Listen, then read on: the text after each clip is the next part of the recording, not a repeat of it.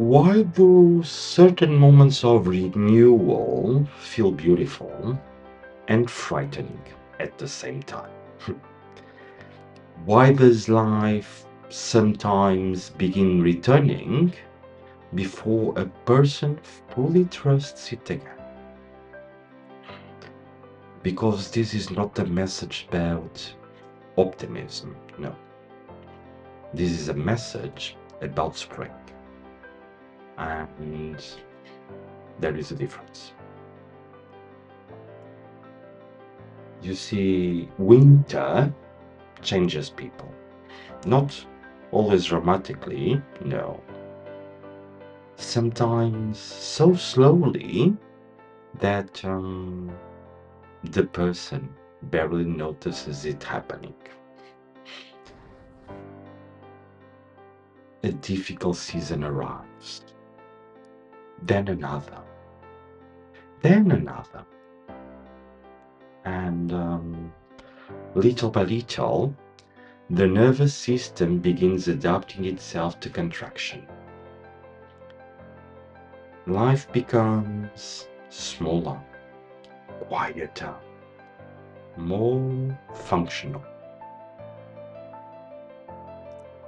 The person learns how to continue without warmth, without certainty, without momentum, without much expectation at all.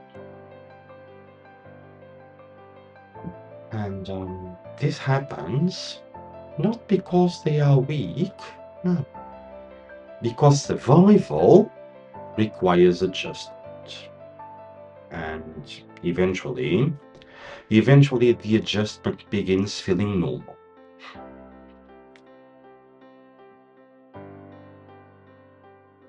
Winter asks, can you survive this? But spring asks something much more unsettling. Spring asks, can you open again? And for many people, that second question is harder. Because surviving only requires endurance. But spring requires participation. There are people who survive difficult years and then become quietly suspicious of life afterwards. Not bitter, no, just cautious.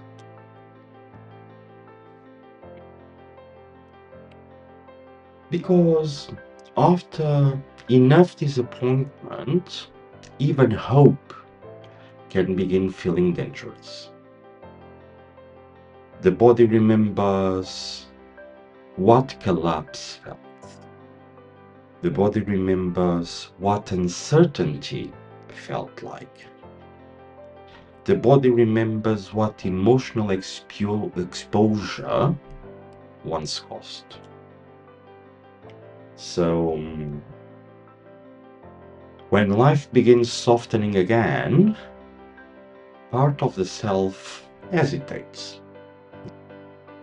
It hesitates not because it wants suffering, no, but it hesitates because it no longer fully trusts expansion. Most people romanticize spring incorrectly. They imagine flowers blooming in the sunlight. Well, that too, but spring begins underground, hidden, like a seed preserved beneath frozen earth does not become life gracefully. No. It breaks apart. But that shell that protected it during winter becomes the very thing spring must rupture. And perhaps, perhaps human beings are not so different.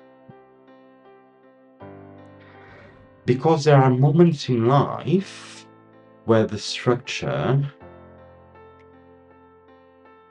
that once preserved you become the structure preventing your growth.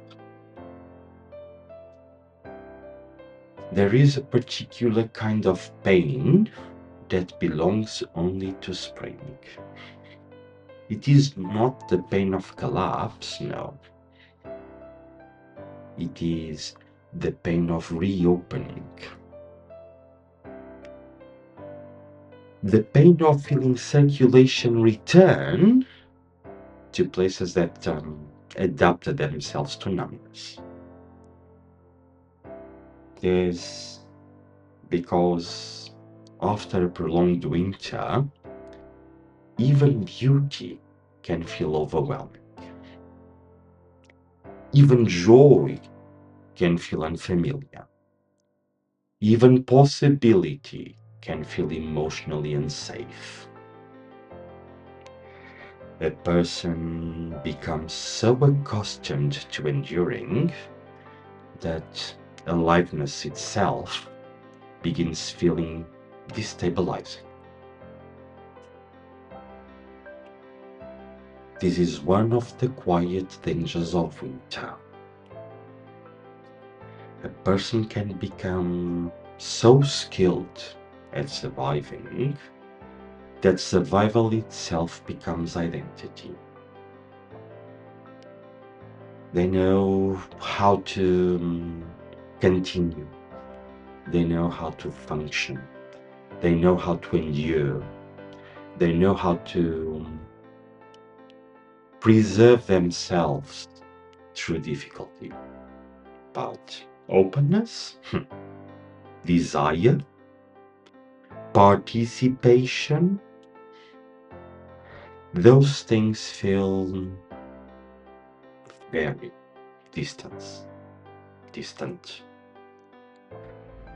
almost irresponsible. And so, and so spring arrives carrying a terrifying possibility. The possibility that life may actually ask you to live again. Not merely survive, no. Live. Spring also carries exposure. You see, a tree stripped bare by winter must risk new leaves, and human beings are no different. After difficult seasons, many people become afraid of visibility itself, especially those people who learned adaptation before selfhood, who learned self-monitoring before embodiment, who learned belonging through negotiation.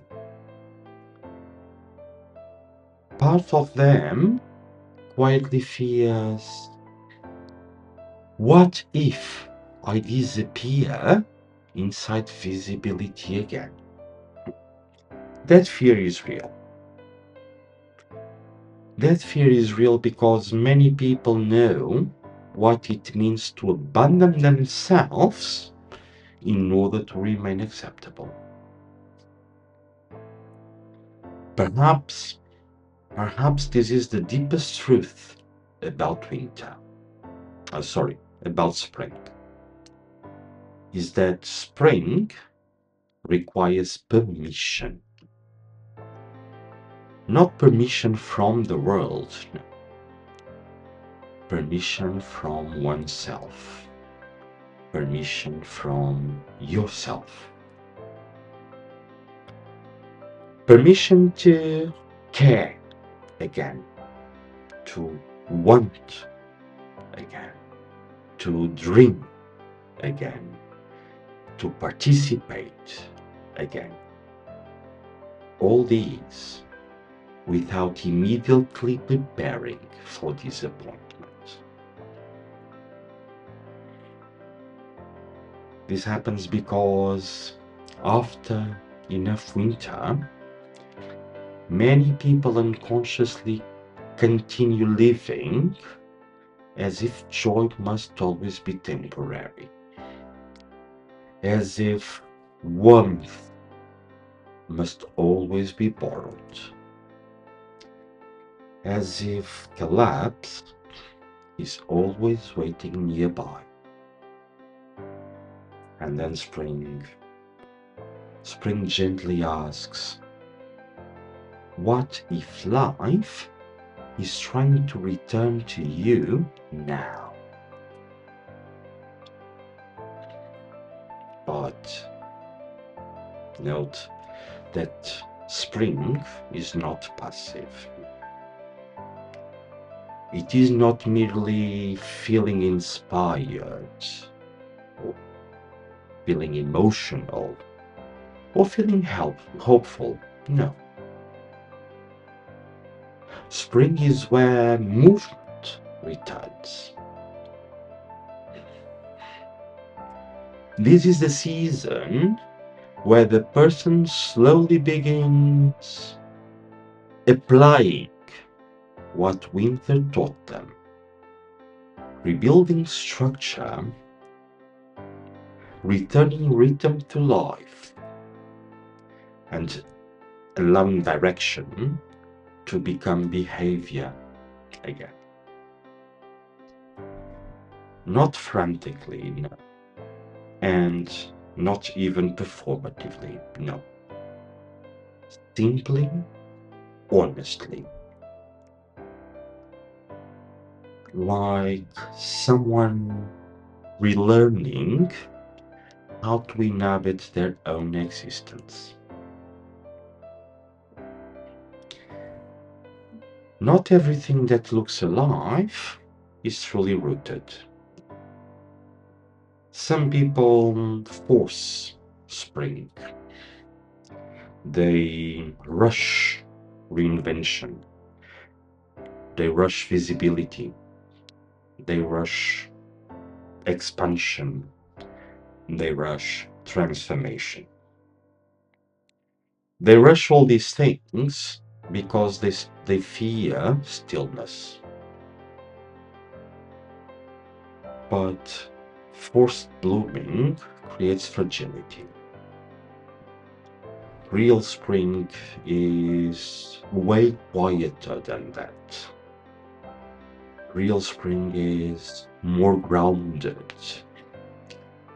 less interested in appearing transformed, and more interested in becoming coherent.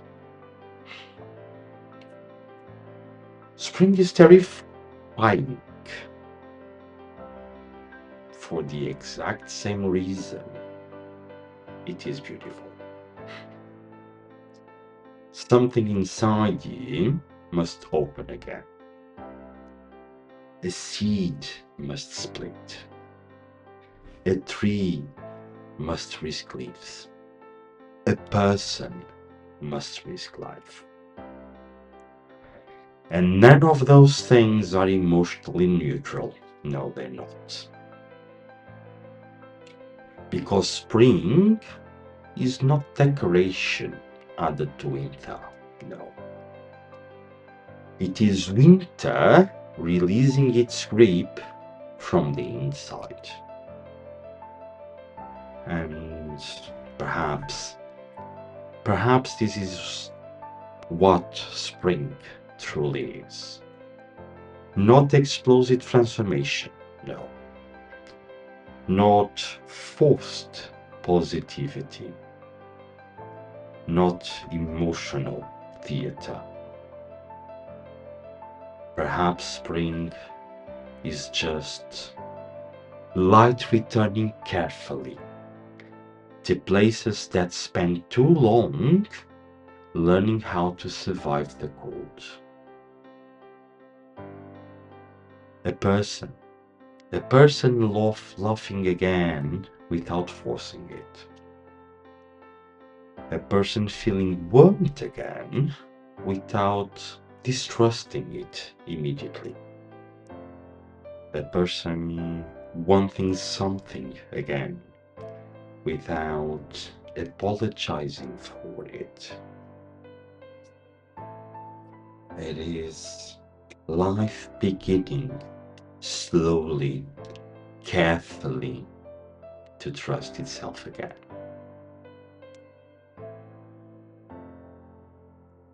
It is a person realizing that life is asking them to open again, and that opening is beautiful precisely because it is frightening. And for those who require renewal beyond what is shared here, there are forms of work not conducted in public. Access exists. Do not rush your spring. A person who survived winter does not become fully open overnight. Let trust return honestly. Let warmth return naturally. Let movement return coherently. Most importantly, grant yourself permission to live again. Because winter preserved your life. But spring asks whether are you finally ready to inhabit it.